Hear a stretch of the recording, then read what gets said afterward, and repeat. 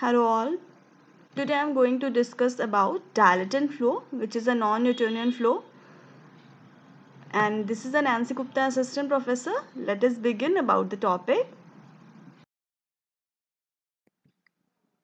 So let us understand about the dilatant flow. Dilatant flow को हम shear thickening system भी कहते हैं. One word का एक क्वेश्चन हो सकता है. तो देखते हैं क्या होता है dilatant flow.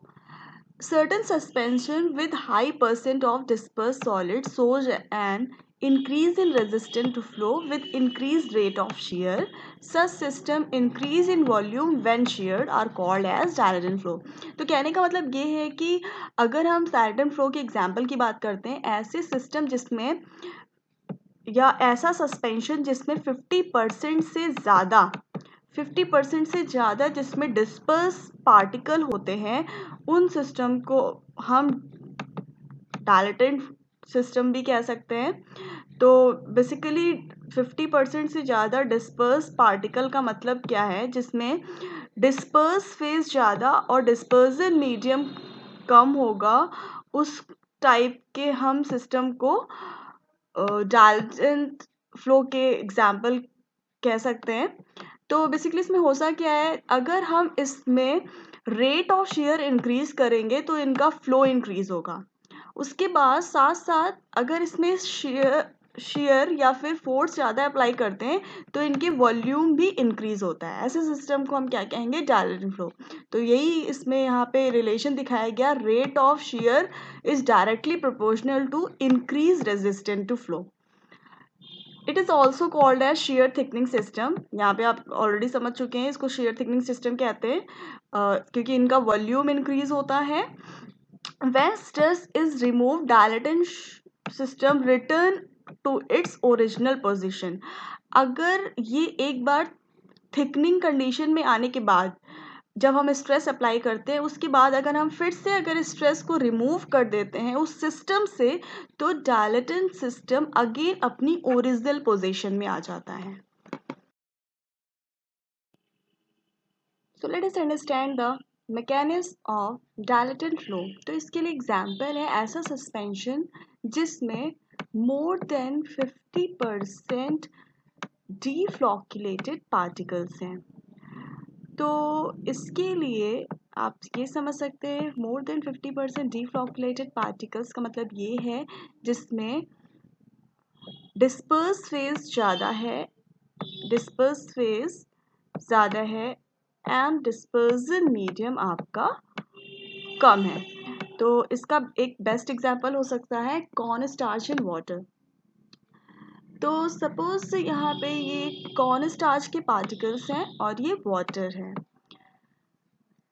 तो एग्जाम्पल के अकॉर्डिंग जिसमें आप समझ रहे हैं कि मोर देन 50% डीफ्लॉक्यूलेटेड पार्टिकल्स हैं. जब हम इसको शेयर करते हैं, शेयर हम दो तरीके से कर सकते हैं. जब हम इसमें स्लोली शेयर करें तो इसमें टाइम मिलेगा कॉर्न स्टार्च और वाटर मॉलिक्यूल्स को एक दूसरे से अलग होके जाने के लिए. तो जो इस टाइम हम इसमें फील कर सकते हैं कि लिक्विड है इसमें और अलग है और सॉलिड अलग है, क्योंकि लिक्विड और सॉलिड दोनों दूर जाते हैं, एक्सपेंड होते हैं. देन यू कैन फील कि यहाँ पे ये सिस्टम लिक्विड है.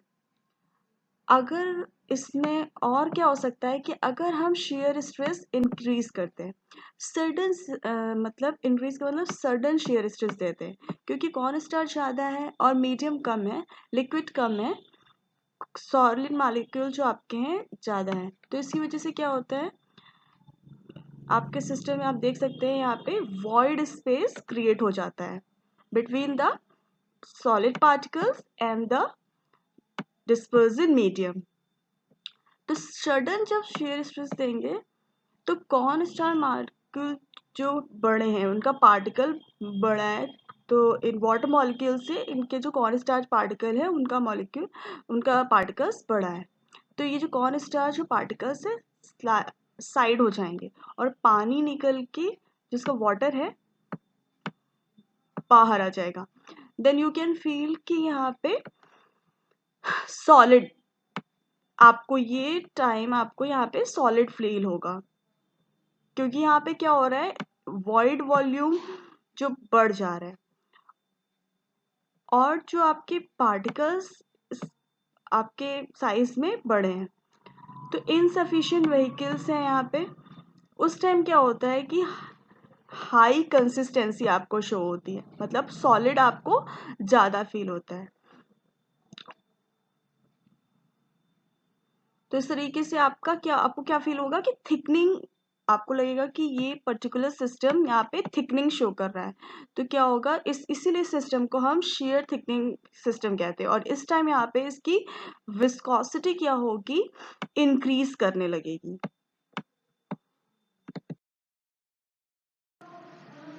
सो let us understand the reason for dilatancy. Already आप प्रीवियस स्लाइड में डायग्राम के थ्रू समझ सकते हैं, बट यहाँ पे फिर भी आप फिर से समझते हैं।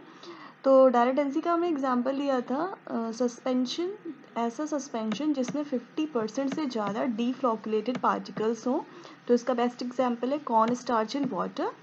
तो इस तरह से जो पार्टिकल्स होंगे क्लोजली पैक्ड होंगे कॉर्न स्टार्च के वाटर में, और जिसमें क्या होता है, डिस्पर्स फेज ज़्यादा होगा और डिस्पर्जन मीडियम कम होता है। जैसे आप समझ रहे हैं 50% डीफ्लॉकुलेटेड पार्टिकल, जिसका मतलब है डिस्पर्स फेज ज़्यादा होगा, मतलब सॉलिड कंटेंट ज़्यादा है, और जो कंटिन्यूस फेज है मीडियम वो कम है। तो क्या होता है, जब हम इस पर स्ट्रेस या फोर्स अप्लाई करते हैं और इंक्रीज करते हैं तो पार्टिकल क्या करते हैं, ओपन पैकेजिंग शो करते हैं, वॉइड स्पेस बढ़ जाता है। ठीक है, तो वॉइड स्पेस बढ़ जाता है इस तरह से, और जो व्हीकल का अमाउंट होगा इस तरह से इनसफिशिएंट रहेगा to fill the void space. फिर क्या होगा, पार्टिकल्स इस कंडीशन में क्या होंगे, वेटेड नहीं रहेंगे और लुब्रिकेटेड नहीं रहेंगे, जिसकी वजह से इसमें फ्लो कॉज नहीं करेगा। फाइनली जो सिस्टम होगा पेस्ट लाइक कंसिस्टेंसी से शो करेगा, मतलब जो आपका सिस्टम क्या हो जाएगा, थिक होने लगेगा, इसलिए इसको क्या कहते हैं, शेयर थिकनिंग सिस्टम भी कहते हैं। और इस कंडीशन में जो इसकी विस्कोसिटी होगी वो बढ़ जाएगी। Because of this type of behavior, the dilatant suspension can be processed by high speed mixture.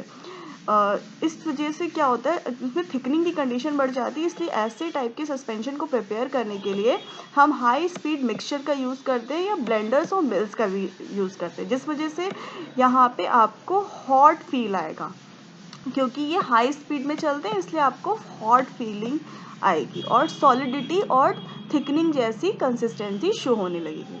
और दिस इज योर डायलेटेंसी। सो अभी हम लोग डायलेटेंट फ्लो का रियोग्राम समझ लेते हैं। इसमें हमने वाई एक्सिस पे रेट ऑफ शेयर G और एक्स एक्सिस पे शेयरिंग स्ट्रेस F लिया है। तो इसमें आप देख रहे हैं कि जो आपका शेयरिंग स्ट्रेस ज़्यादा है और जो रेट ऑफ शेयर आपका कम है, इसलिए आपको कर्व जो इस तरह का मिलता है। तो यहाँ पे आपको क्या देख रहे हैं कि जो कर्व होगा ओरिजिन से पास होगा, जिसमें जीरो शेयर स्ट्रेस होगा, सो यील्ड वैल्यू इसमें ऑब्टेन नहीं होगी। और non linear increase in rate of shear, increase resistance to flow और इंक्रीज रेट ऑफ शेयर। तो this is all about the graph. So अब देख लेते हैं इसकी एक्सपोनेंशियल इक्वेशन फॉर फ्लो। तो F N equal to eta G, जिसमें N है आपके नंबर ऑफ गिवन एक्सपोनेंट्स और ईटा आपकी विस्कोसिटी कोफिशिएंट है। और इस तरह से अगर नंबर ऑफ पार्टिकल अगर 1 से ज़्यादा है तो ये डिक्रीज होगी और डायलेटेंसी आपकी इंक्रीज होगी। और जो नंबर है सिस्टम इज न्यूटोनियन फ्लो। तो this is all about dilatancy. Thank you all.